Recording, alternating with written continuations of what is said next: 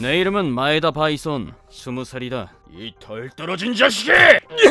나는 지금 아무 이유도 없이 이 사람한테 얻어맞고 있다. 나는 폭주족의 일원으로 으차! 어디 대가리 한번 깨져봐라! 폭주족 간의 항쟁에서 상대 조직원의 머리를 야구방망이로 내려친 일로 교도소에 가게 되었다. 그때 난 만 26세 미만이었기 때문에 분류센터라는 곳에 먼저 들어가게 되었는데, 이곳에서의 생활 태도를 보고 이후 갈 교도소가 정해진다고 했다. 처음엔 나도 얌전히 있을 생각 따위 전혀 없었다. 깡따구 하나론 여기 누구한테도 지지 않을 자신이 있다고. 오히려 주변 사람들에게 덤벼들 생각이었다. 하지만 나는 이곳에서 지옥을 경험하게 된다. 분류센터에 들어가자 간수가 갑자기 내게 다 낡아빠진 죄수복을 집어던졌다. 그걸로 갈아입어. 뭐야 이거? 아이 더럽게 냄새나네. 사이즈도 하나도 안 맞고. 이 사실을 전하자 사이즈가 뭐지? 이 새끼가 지금 놀러왔어! 갑자기 풀파워로 주먹이 날아들었다. 꿈인가?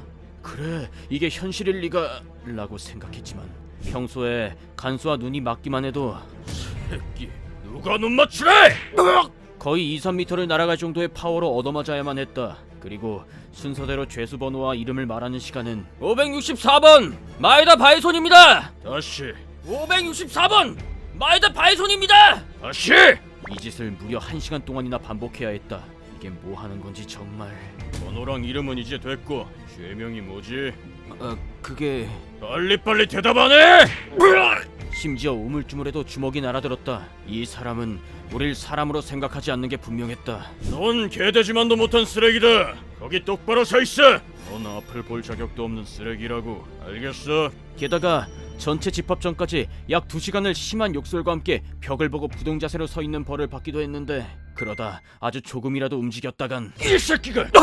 불시에 주먹이 날아들었다. 어느 날엔 갈비뼈가 나간 듯 둔탁한 소리마저 났다. 그리고 나면 운동장에서 훈련이 시작됐다.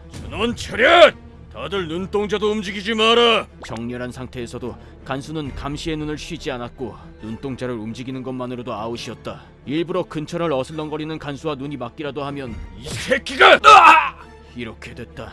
정말 이곳은 이해할 수 없는 곳 그 자체였다. 전체 집합은 또 운동장 뺑뺑이로 시작되는데 하나, 둘, 셋, 넷! 손은 지면과 수평이 되게 올리고 허벅지도 90도를 유지한 채 지면과 수평이 되게끔 올려야 했다. 이곳은 항상 연대 책임을 묻기 때문에 너 똑바로 못해? 누구 한 명이라도 한번 삐끗하면 처음부터 다시 시작해야 했고 행진은 좀처럼 끝나지 않았다. 이걸 몇 시간이고 계속해서 반복했다. 아무리 해가 쨍쨍하고 피부를 앨 정도로 추운 날에도 말이다. 물 마시고 싶어. 물론 집합 중엔 수분 보충도 불가능하다. 도망가고 싶다 라는 생각으로 머릿속이 가득하다. 전력 질주! 행진이 끝나고 나면 이번엔 운동장을 전력으로 달리게 하지만 이미 체력은 한계라 제대로 달릴 수도 없다. 일어나! 빨리 안 달려! 하지만 쉬는 것 또한 허락되지 않는다. 그럼 어떡하냐고? 그저 달릴 뿐이다. 다리가 떨어져 나가더라도 달릴 수밖에 없다. 그렇게 겨우겨우 휴식 시간이 되면 다들 화장실로 달려가지만 물 내리지 마라! 너희한테 물도 아까우니까! 냄새... 변기에서 똥이고 오줌이고 잔뜩 흘러내리고 있잖아. 물은 모두가 용변을 마치면 딱 한 번만 내릴 수 있다. 오후가 되면 공장 안에 있는 후덥지근한 방으로 이동한 뒤 트레이닝을 받는다. 점핑 스쿼트에 팔굽혀펴기, 복근까지 큰 소리로 기합을 넣으며 격렬한 운동을 마치면 거의 죽은 시체와 같아진다. 하지만 트레이닝을 끝내고 나면 다시 공장 옆으로 이동해야 하는데 쉬지 말고 끝까지 달려! 그곳에 있는 언덕길을 수십 번 반복해서 뛰어 올라가야 한다. 그리고 나면 드디어 저녁 시간이 돌아온다. 고대하던 식사 시간이라 좋을 거라 생각하겠지만 남기지 않는다! 알겠나? 이미 그때쯤이면 온몸이 만신창이가 되어 식욕이 싹 사라지는데 그렇다고 음식을 남길 수도 없다. 그렇게 이 짓을 매일같이 반복하며 뛰어 이 새끼들아! 나는 정신적으로도 육체적으로도 한계에 부딪혀갔다. 이렇게 가혹한 날들이 앞으로의 내 일생이 되는 건가? 여긴 지옥인가? 누가 누워 있으래? 빨리 안 일어나! 정말이지 이곳에서의 석 달간은 끔찍했다. 진심으로 죽을지도 모른다고 생각했으니 여긴 그저 비명과 고함 소리가 끝없이 울려 퍼지는 깊은 어둠과도 같은 곳이다. 이 자식이! 여기에서 석 달, 정말이지 지옥을 경험했다. 그리고 나는 석 달 후 이곳을 나가 다른 교도소로 보내졌다. 지정받은 교도소는 분류센터와는 비교도 안 될 정도로 쾌적했다. 딴청 피우지 말고. 네.